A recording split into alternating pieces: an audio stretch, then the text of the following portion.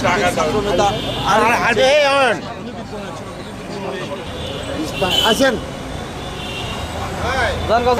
অনেক নাটোরের যে সাধারণ মানুষ তারা কিন্তু সুন্দরভাবে বিষয়গুলো নিয়েছেন এবং তারা চিন্তা করছেন যে ছাত্রনেতা আরিফ এবং তার খোঁজটা আসলে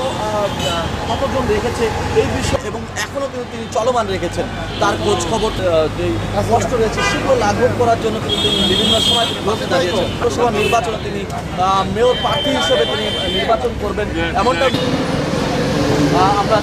এখন চেষ্টা করছি যে তার চিকিৎসা সেবা থেকে তার সাংসারিক যে খরচ সেই খরচ কিন্তু তিনি তুলে দিলেন এবং সেই ছাত্রনেতা নির্যাতিত যে ছাত্রনেতা আরিফ তিনি সেটি আসলে অন্যরকম একটি চিত্র সেই চিত্রটি কিন্তু আমরা লক্ষ্য করতে পারছি এবং আমরা দেখতে পাচ্ছেন যে রয়েছেন আমরা মোস্তাফিজুর রহমান শাহীন মানুষের পাশে দাঁড়িয়েছেন এবং নেতাকর্মীদের পাশে দাঁড়িয়েছেন আমরা চেষ্টা করব প্রশংসা করাচ্ছেন এবং সেই সাথে সাধারণ মানুষ প্রায় 50,000 টাকা করে মসজিদে অনুদান প্রায় দেওয়ার শেষের দিকে রয়েছে সেটাই তো সিজন মারা যাবে আসছিলাম ওই সময় এই অঞ্চলের লোকেরা লাশ যখন ইয়েতে নিয়ে যাবে হাসপাতালে মর্গে নিয়ে যাবে এই এলাকার লোকের তখন আমি মেয়র ছিলাম আমাকে যাতে এদের দেখতে কষ্ট লাগে আমি নির্বাচনের সময় আসছিলাম আসার পরে আমার হঠাৎ করে দেখা এর আগে যখন একবার বেল নাকি যেন কি নকলিপি করছিল তা আমি মনে হয় বিকাশে না কিছু নম্বরটা বিকাশে পাঠাইছিলাম তাকে আমি ঢাকায় থাকতাম পালিয়ে থাকতাম তারপরে এই নির্বাচনের সময় আসার সময় হঠাৎ করে নিচে দেখি দাঁড়া আছে আর দাঁড়া আছে তাই কেমন আছে কী সময় তো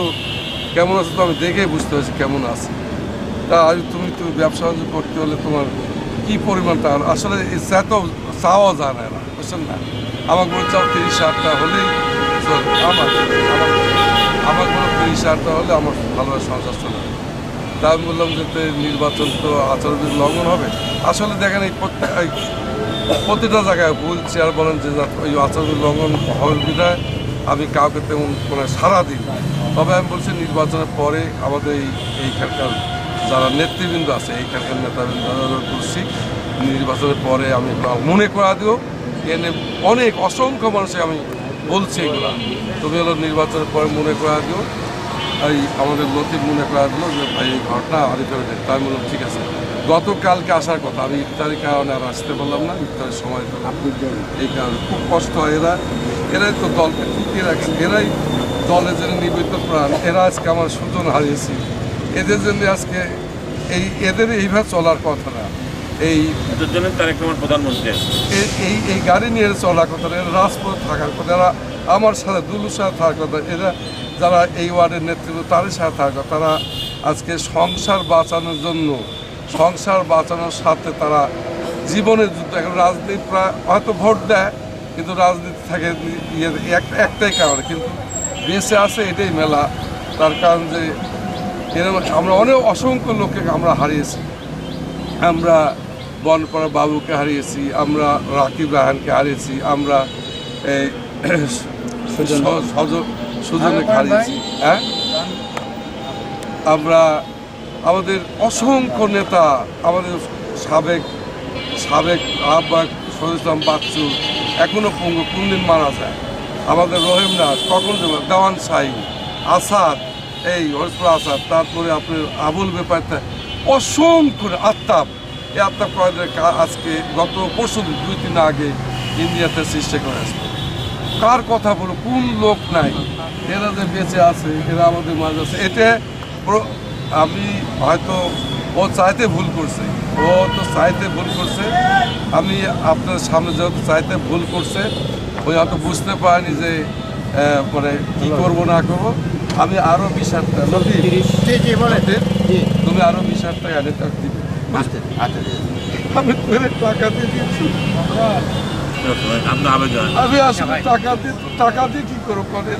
এর কি আমি এই মতো ফেরত দিতে পারবো টাকা দিয়ে কী আজকে আমার কী সহ্য হয় না কষ্ট হয় সেই মুহূর্তে না তিনি এই গাড়ি বাড়ানোর সময় সে আমাকে কত সংগ্রহ করে দিচ্ছে যে আমাদের সাবেক মেয়র থাকা অবস্থা তো যেভাবে এই মানুষের যেভাবে খোঁজখবর নিচ্ছে এখনও মেয়র নাই, তারপরও সে সর্বাধিক চেষ্টা করতেছে যে সাধারণের যাতে ভালো হয়। এটা আমাদের আশা, এরকমভাবে সে যাতে সারা জীবন থাকে আমাদের মাঝে। সেই সাথে তিনি বলছিলেন, আমার সাথে অনেকে কিন্তু যুক্ত রয়েছিলেন, আপনি